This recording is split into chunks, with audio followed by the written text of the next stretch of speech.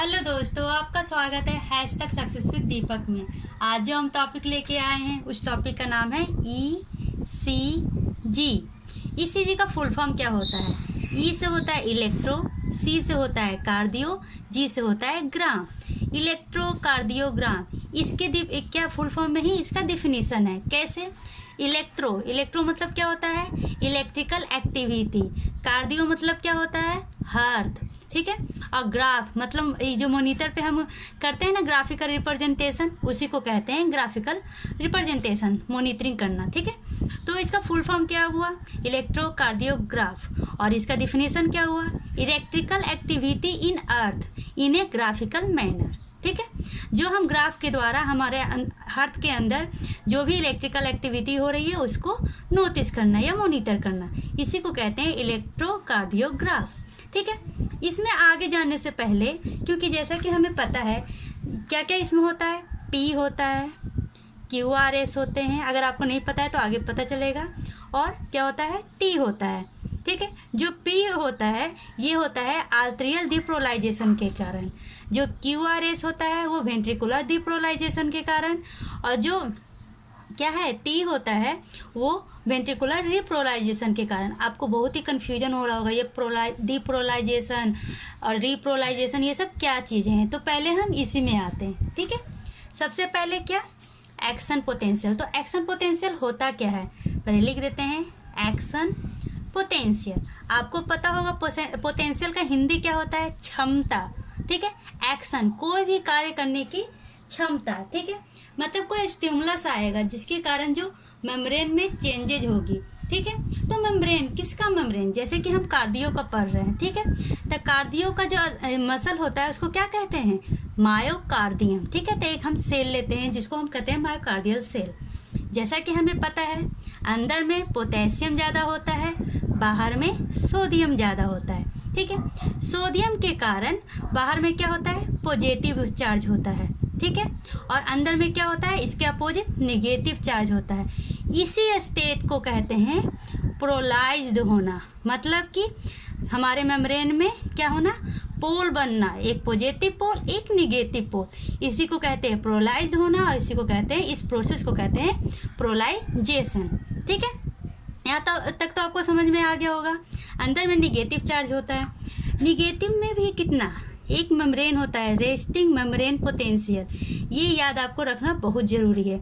Resting membrane potential होता है तो जो कार्डिक का होता है वो -90 होता है। जो हमारा जो एक्शन पोटेंशियल है ना वो मेनली हम दो चीज़ में देख सकते हैं, एक हमारा न्यूरॉन्स में और एक मसल्स में।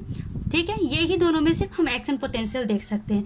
मसल्स में भी 3 मसल्स होते हैं, कार्डिक, स्मूथ मसल और स्केलेटल मसल। तो हम मेनली कितने में एक्शन पोटेंशियल देख सकते हैं? न्यूरॉन्स में, कार्डिक में, स्मूथ में और स्केलेटल मसल में देख सकते हैं। 4 तरह का एक्शन पोटेंशियल होता है।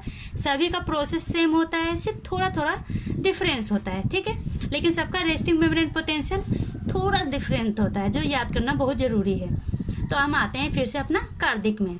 तो इसका रेस्टिंग मेम्ब्रेन पोटेंशियल कितना है? -90। मतलब जो स्टार्टिंग में समझिए ये हमारा सेल है, इसमें कितना है रेस्टिंग मेम्ब्रेन पोटेंशियल? -90। एक ग्राफ लीजिए, ग्राफ की तरह समझने में इजी होगा। ठीक है। ये हमारा ग्राफ है, इधर क्या है? वोल्टेज है, इधर टाइम है। ठीक है। तो स्टार्टिंग में हमारा कितना है रेस्टिंग मेम्ब्रेन पोटेंशियल? -90। अभी ये क्या है? रेस्टिंग फेज में है। अब क्या हुआ? स्टिमुलस मिला। स्टिमुलस में क्या होता है? तो स्टिमुलस में या तो सोडियम आएगा या कैल्शियम आएगा। ठीक है। तो हमारा सोडियम या कैल्शियम अंदर की ओर आने लगता है। तो इससे क्या होगा? अंदर में निगेटिव चार्ज है, सोडियम या कैल्शियम क्या है? पॉजिटिव चार्ज है। तो ये क्या करेंगे? नेगेटिव चार्ज को न्यूट्रलाइज करने लगेंगे, जिससे हमारा ग्राफ मान लीजिए -90 है, -80, -70। ठीक है। फिर मान लीजिए 0 तक पहुंच गया, ऐसे ऐसे करते करते। ठीक है। तो सबसे पहले -90 से स्टार्ट हुआ, अब और सोडियम आया और सोडियम आया, एक ऐसा फेज आया जहाँ पर ये थ्रेशोल्ड पोटेंशियल में पहुँच गया। थ्रेशोल्ड पोटेंशियल क्या होता है?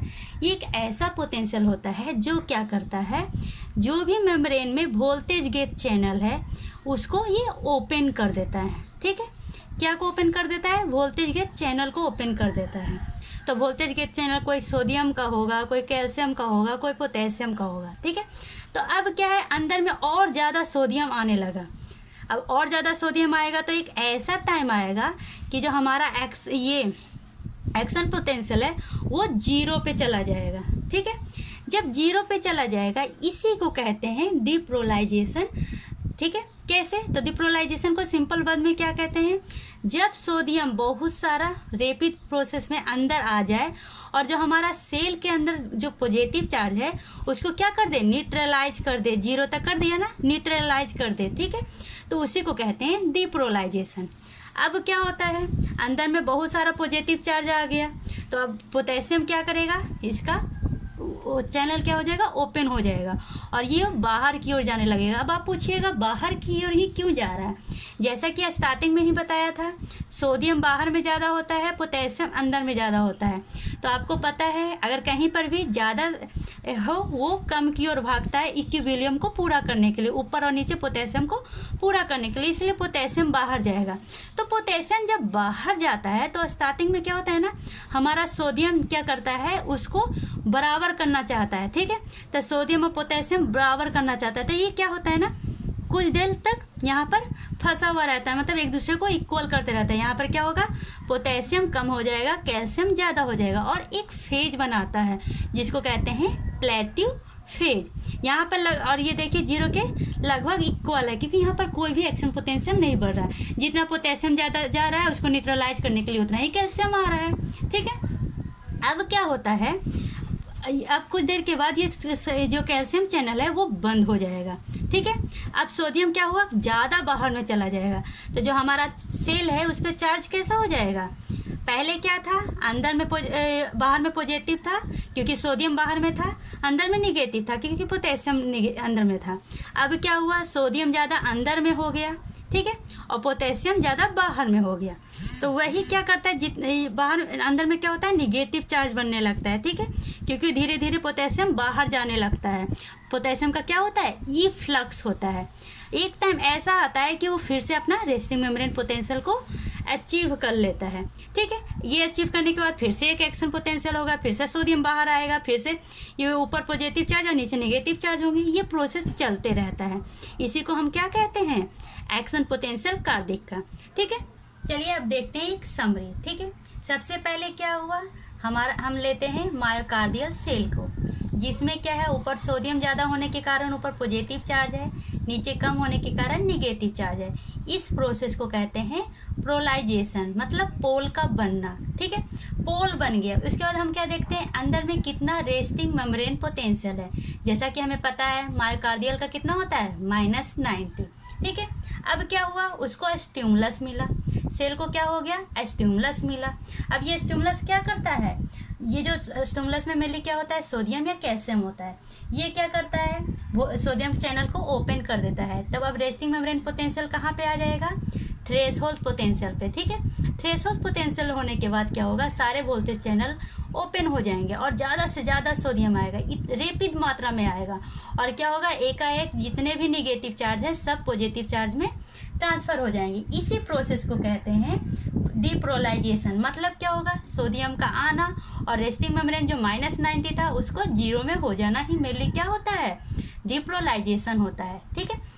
प्लेटिव फेज क्या होगा, तो प्लेटिव फेज में क्या होता है, जब पूरी तरह डिपोलराइजेशन मतलब 0 हो जाएगा, तब क्या करेगा, हमारा पोटेशियम अंदर में निगेटिव चार्ज रखने के लिए क्या करेगा, वो बाहर जाने की ट्राई करेगा, ठीक है, जिसको हम ई फ्लक्स ऑफ पोटेशियम कहते हैं।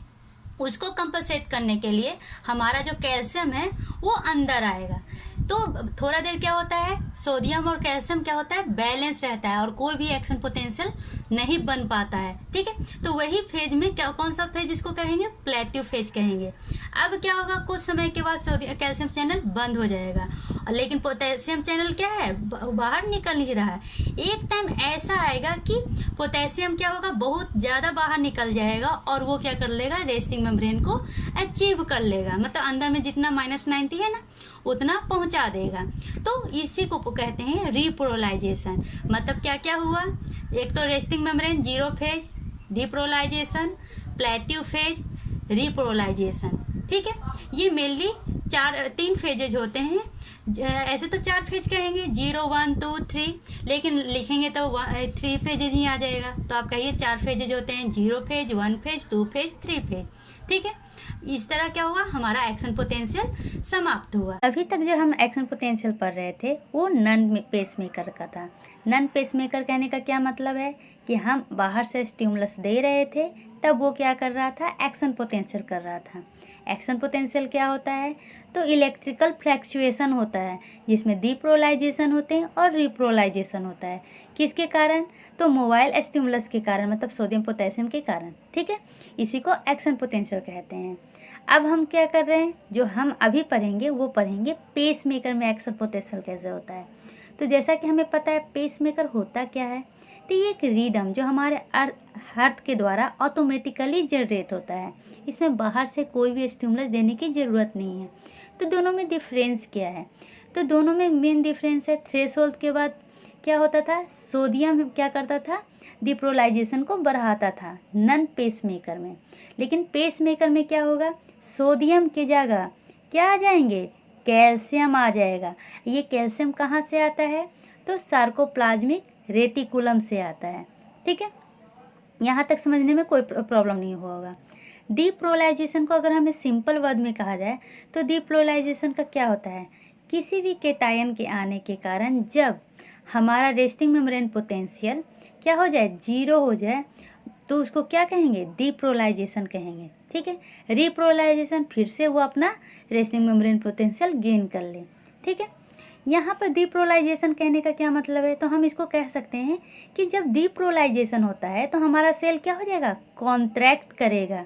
ठीक है, इससे क्या होगा, इससे कैल्शियम चैनल बंद हो जाता है, और जब कैल्शियम चैनल बंद हो जाएगा तो क्या हो जाएगा, पोटेशियम बाहर की ओर जाने लगेगा, जिसके कारण एकाएक क्या होता है, रिपोलराइजेशन होता है। और इससे क्या होता है, एक साइकिल मतलब एक बीट पूरा हो जाता है।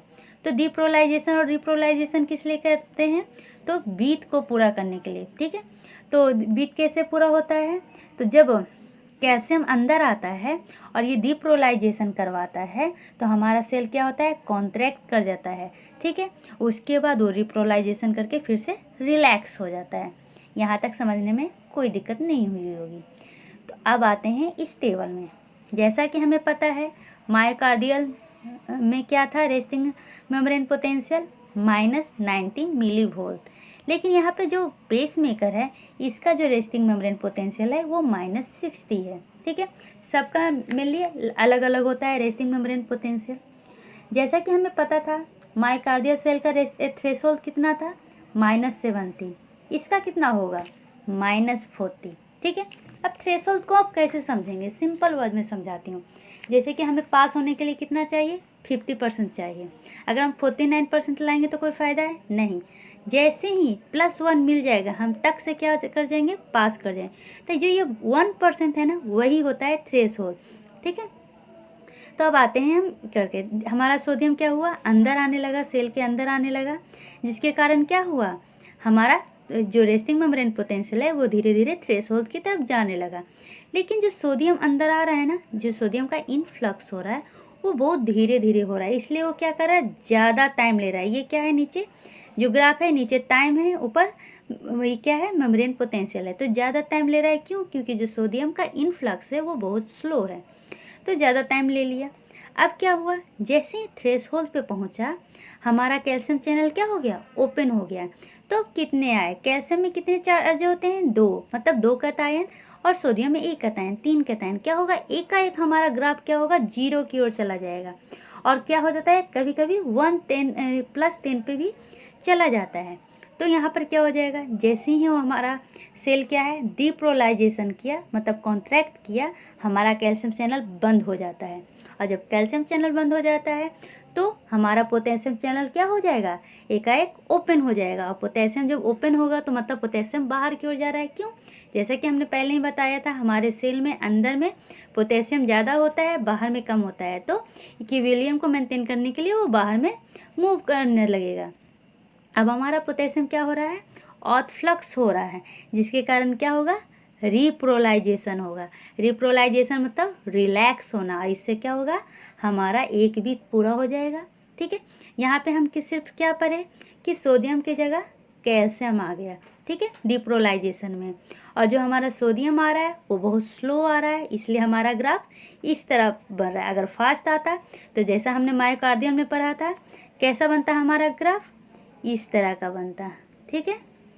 आपको ये एक्शन पोटेंशियल पेस मेकर और नॉन पेस मेकर का अच्छा से समझ में आ गया होगा।